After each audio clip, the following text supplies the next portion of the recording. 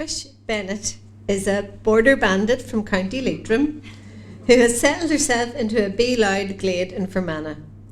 She writes about the shenanigans of her family and other creatures. Sometimes she rants. I find that hard to believe, Trish.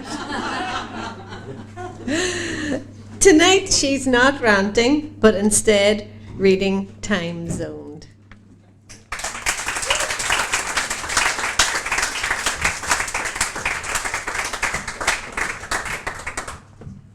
Have you got me adjusted? Am I adjusted? Turn down the volume. Is she well adjusted?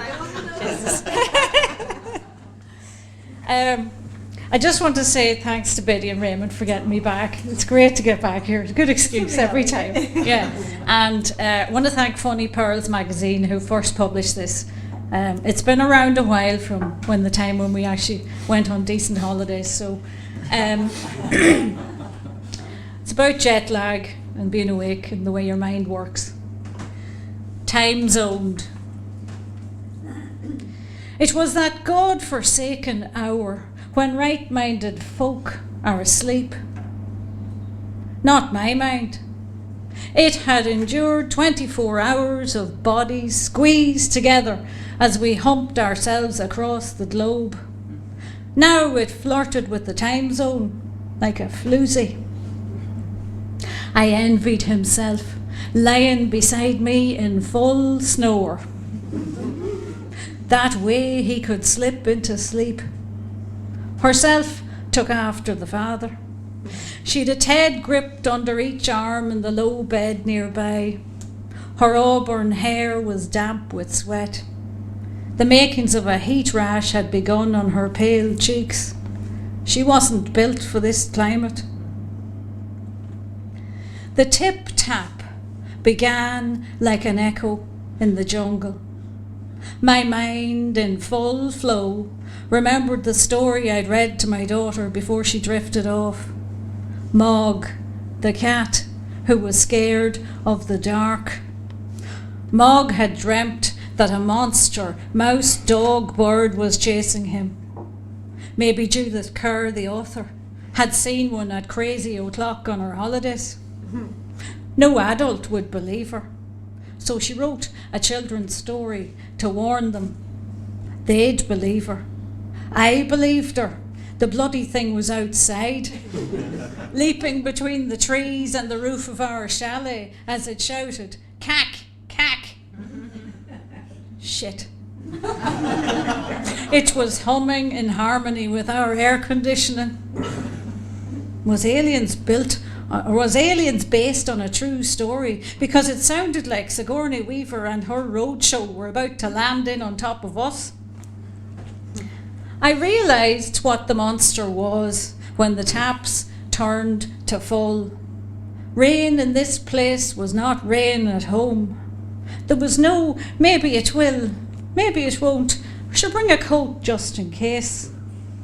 Rain here was someone turning on a power shower, then heading off to make a cuppa and rummaging for 10 minutes in the back of the cupboard for those nice chocolate digestives for dunking. Curse you, Google. The plethora of facts I'd learnt before I left had come back to haunt me. The Shangri-La Villangeely Resort and Spa has a mound on its golf course 16 feet above sea level. When the guests tee off, they have scaled the highest point in the Maldives. We are nowhere near the Shangri-La. Our island hasn't even a hillock. Scientists have speculated that the entire region could be underwater in less than 100 years due to the effects of global warming. Had their prediction arrived early? Trust us to be on time for the apocalypse.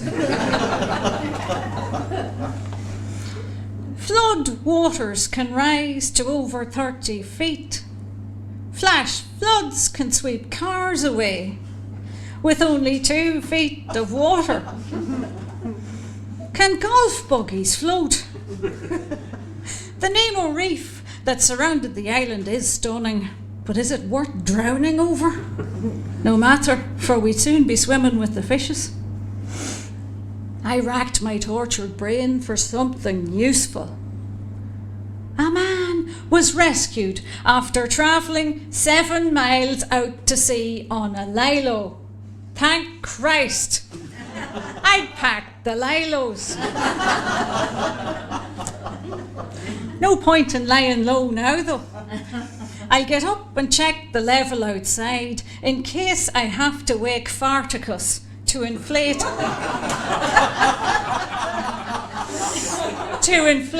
our rafts. At last, there's a use for all that wind. I switched on the porch light and stepped out to face the tsunami. A wave of wet heat wrapped itself around me. The air smelt of the tropical ravine in the botanic gardens back home. I inhaled the exotic scent deep into my lungs. God, it felt good. Rain clattered onto the corrugated roof, drowning out the sound of the ocean.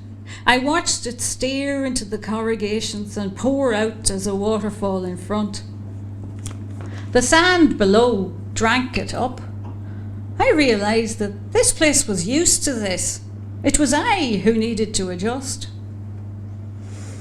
It'd be a sin to waste that warm shower. My inner child wanted to dance and splash in the puddles on the path. My inner mother held tight with a tut. Coral sand's a divil to wash off. We have to keep the place clean for the cleaner. Can't have him thinking we're hellions.